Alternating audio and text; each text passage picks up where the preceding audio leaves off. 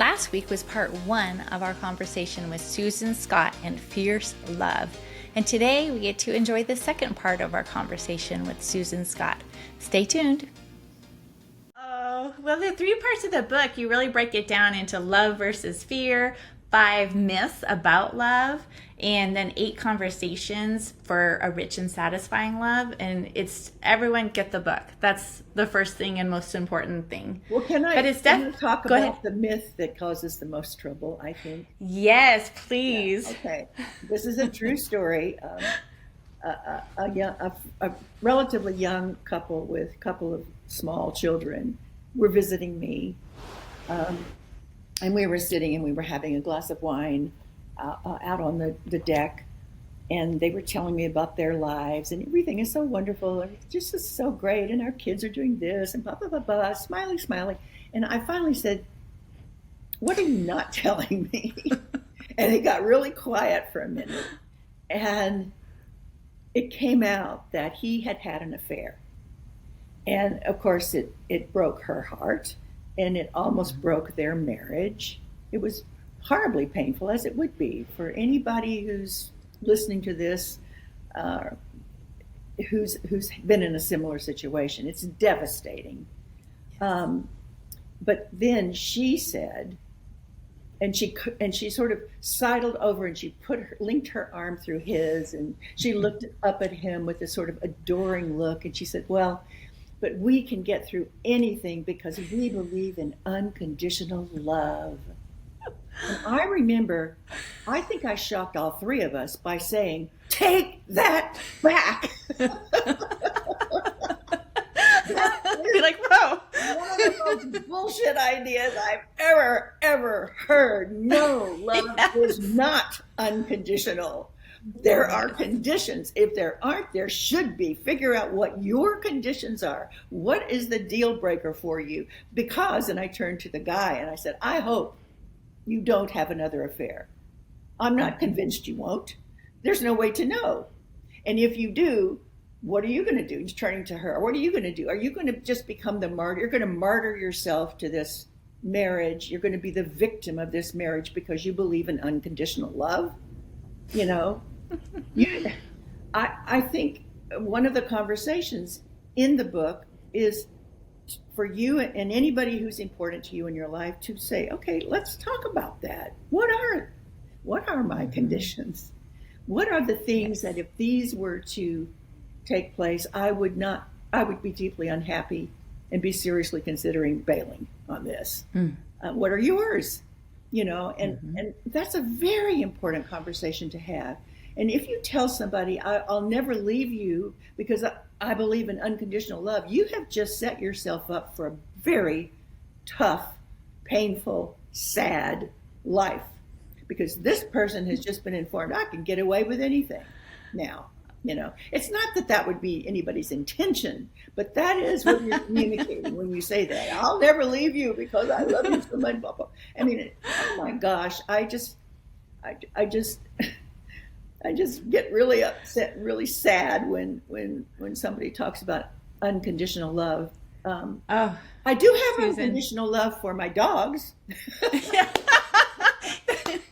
With a pet, that's a little different. Yeah, I mean, they can and do all kinds of things that I really wish they wouldn't do, and I still love them to death.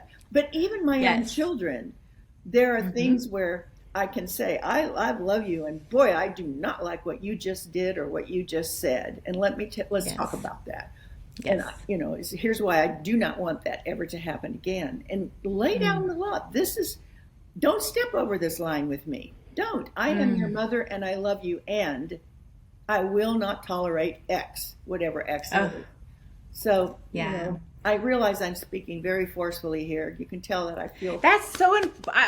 Susan, you're speaking my language, because my husband and I both come from abusive long-term relationships. I was in it for 22 years. He was in it for 18 years. And it was this belief system, Susan, that allowed me, that I chose the belief system, allowed me to be doormat, go to the psych ward a couple times before I woke up and started having some fierce conversations that needed to happen. And it was this idea of unconditional love.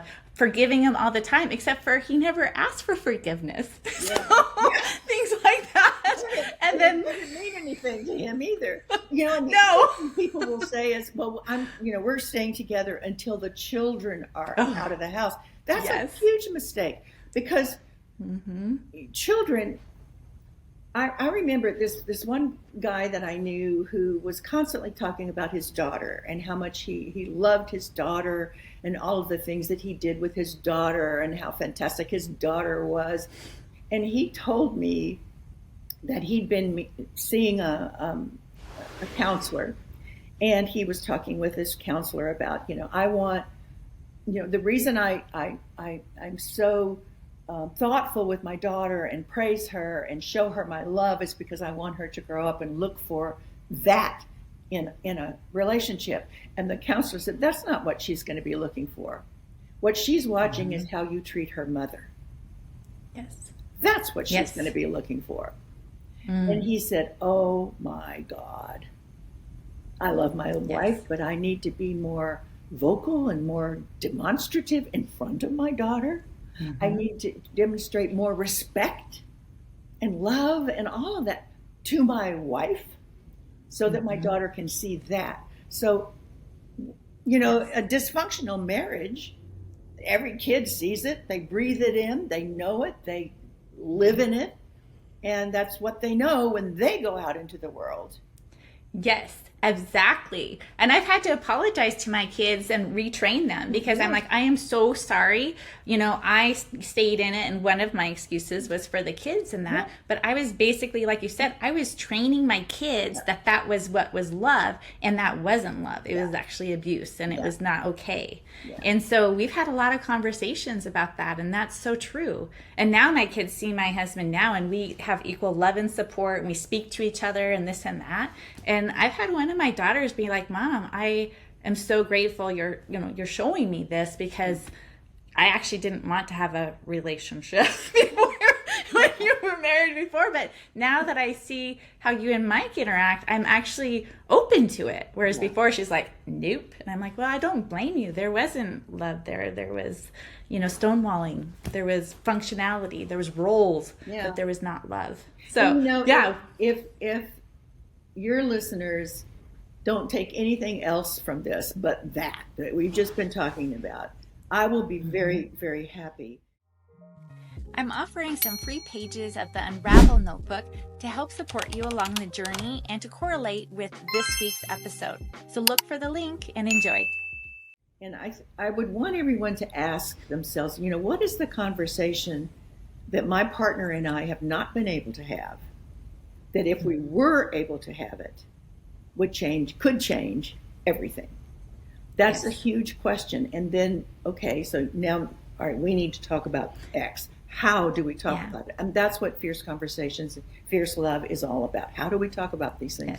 Including, we forget to tell our partner all of the things we love about them. I mean, one thing that my husband did that I really did appreciate was he wrote a long list of all the things that he loved about me and put it on the refrigerator. It was a long list. It was like, wow, that many things, But it was wonderful. And we don't do enough of that either. We don't catch people in the moment and say, I just watched you helping Sasha with her homework, and I love the way you work with her on that. You're so patient, you're kind, you're affectionate, you're smart with her, you're just really helpful. And it's one of the many things that I love about you.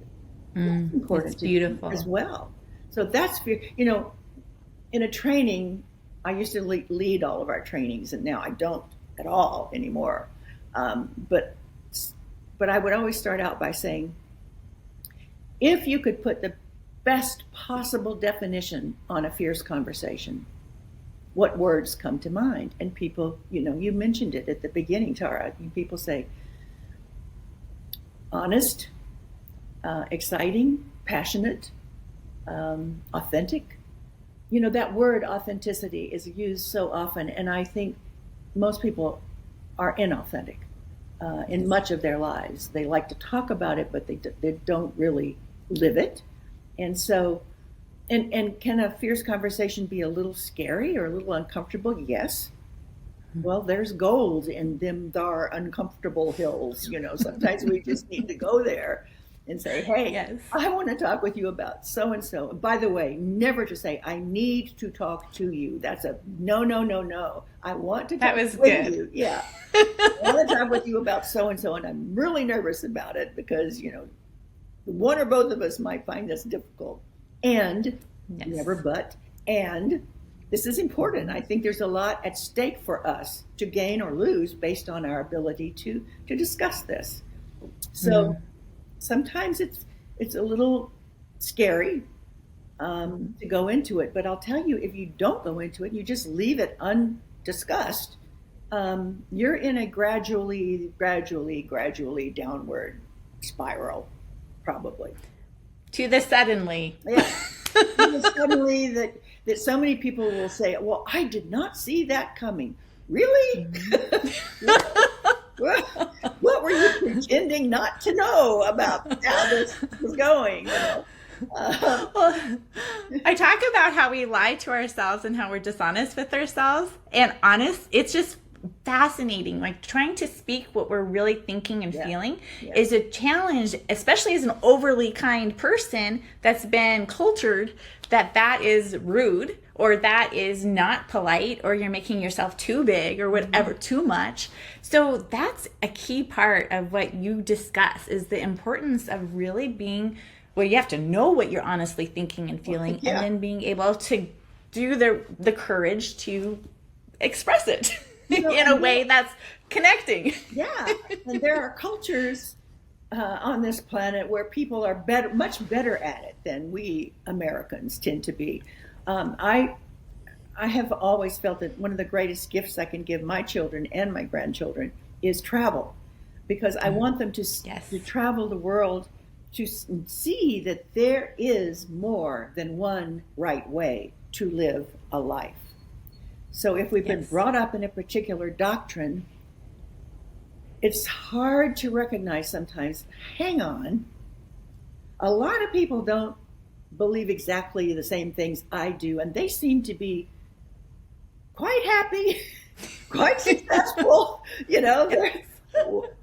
and I'm not quite there. And really, and I grew up in the church, and it was a long time before I said, this doesn't feel right to me. There were a lot of hypocrisy. It seemed like so many of the pastors of the churches over my life, they got kicked out for one reason or another. And it's like, I'm not liking this at all. And stepping away and breathing a different air, it's like, oh, wow, this feels really good. I waited for lightning to strike me because I didn't go to church on the next Sunday. And it didn't strike me, and I had a lovely... Good job. We talk a lot about religious abuse and like how it can be used to control and manipulate and this and that, but that's not what God wants. He wants to have a relationship, like very honest and loving. Not like fear. Joseph Campbell, who was a wonderful philosopher. Oh my gosh, wonderful man, and taught at, I think it was Bryn Mawr, one of the girls' colleges, for years and years and years. He's gone now, but he wrote beautifully. And one of the things he said was, there are many gods. Choose your God carefully. The God you choose is the God you deserve. And I thought, oh, wow. And I don't think, a lot of people know there's only one God and there's only one way to believe, and anybody who doesn't believe that way is going to hell, or they're, whatever. That is heartbreaking, really. When any of us have been taught that. I was taught as a child that we were all born with hearts black with sin. And I remember trying to picture my heart all black with sin and thinking, oh, that's terrible, and praying every night, please, Jesus, forgive me because I know I had bad thoughts about what I wanted to do to my brother. And, I would come back into my heart. It was like, hang on. And I remember thinking, I'm not going to try to teach my children that their hearts were black with sin and that the Son of God had to be nailed to a cross, crying out loud. And I know, Tara, I'm stepping on a lot of toes right now. I know that I am, but that's okay. That's okay. It's okay with me. It's okay with me. We're pretty free on this podcast. Yeah. I mean, if I live my life concerned with how other people feel about me, oh my gosh, I would lead a very boring life. And I think too many people are so careful about what they say. Yes. And I think that a careful conversation is almost always a failed conversation because it simply postponed the conversation that is dying to take place. It needs to take place. It wants to take place. But we have to be so careful because I don't want to offend anybody, or I don't want to, and they might not like me. It's like, oh, wow. Do you want to have, I mean, if you do think you value authenticity, then you got to kick that belief to the curb, and get on with your life and not be so careful. You don't want to be rude. You don't want to be unkind. And so there's nothing unkind or rude about any of the fierce conversation models. Each one of the 4 objectives is to enrich a relationship.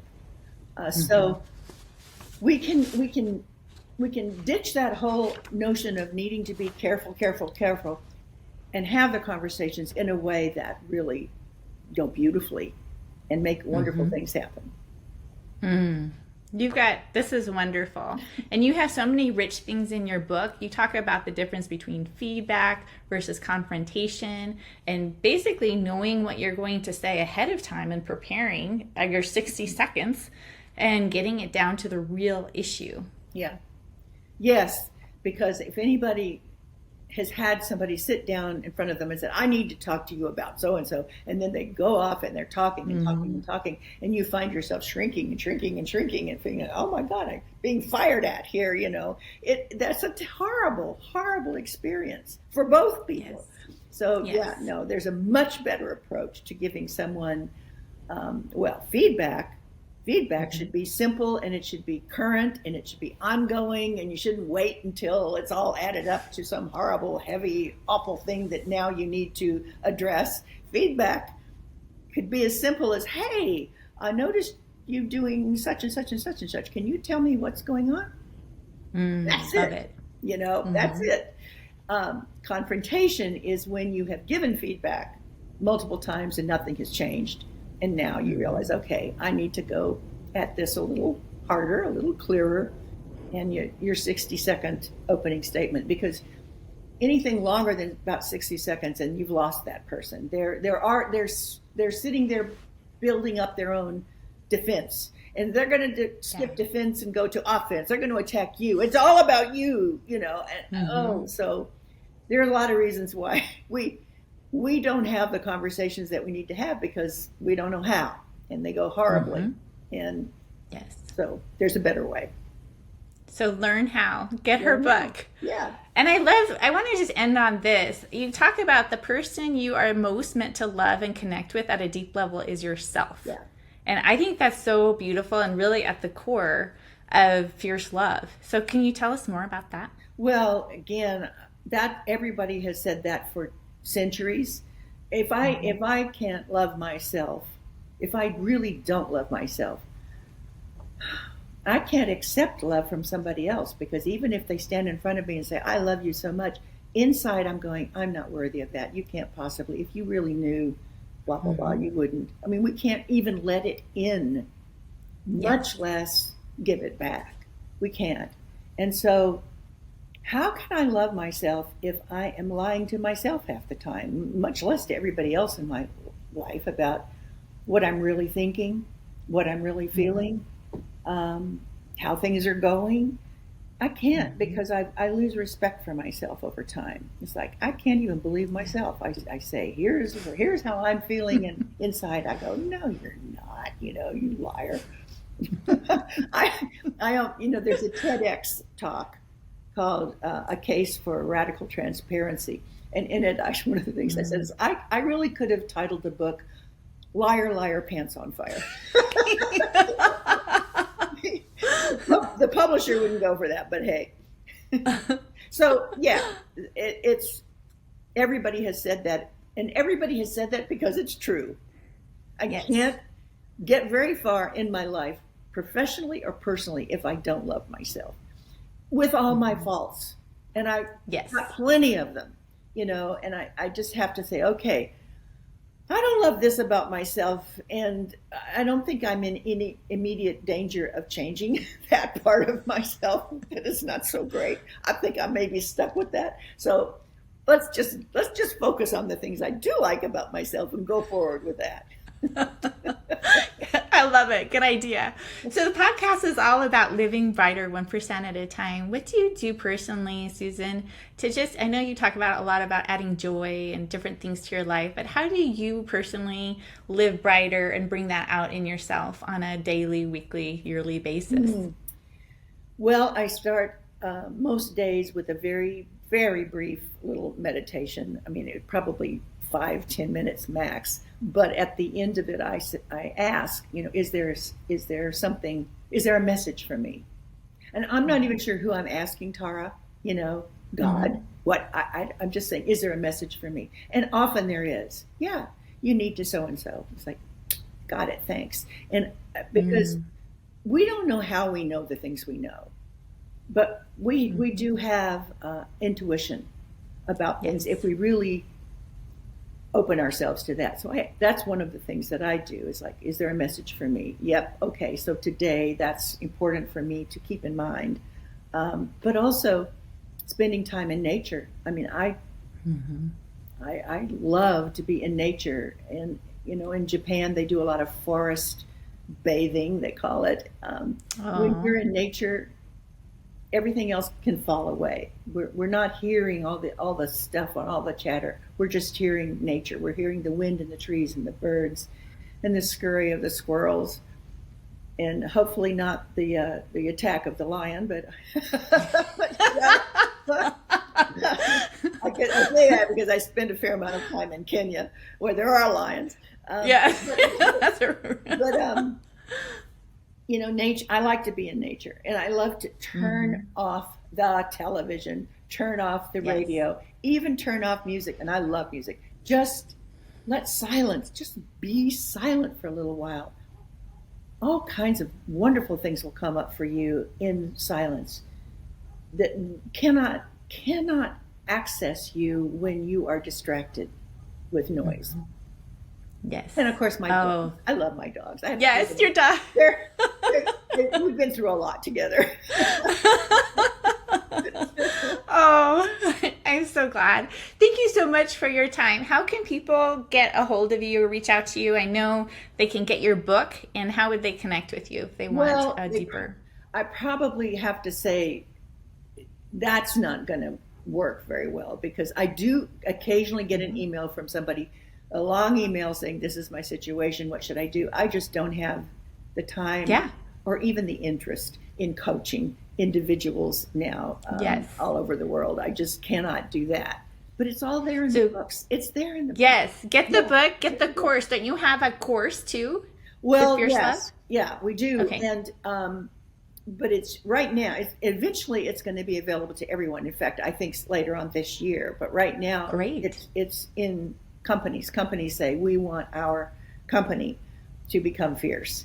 We want this to become part of the woodwork here and how we do things. And so it's taught inside companies all over it. But I think that Tara, you've taken the book and run with it, and it's made a difference for you. So I think it will for other people too. Yeah. I agree. And look for the course that comes out. And so that'll be wonderful. But I think one final thing is I really like your advice about just say something that is real today. Yeah. And that is a great place for us all to start getting honest and just saying something that's real today. So that's my encouragement. Thank you so much, Susan. You're so welcome. Thank you for having me. I hope this has been helpful to your listeners. Oh, super helpful. Okay, thank you. Good. Bye-bye. Bye. Stay tuned for our next episode.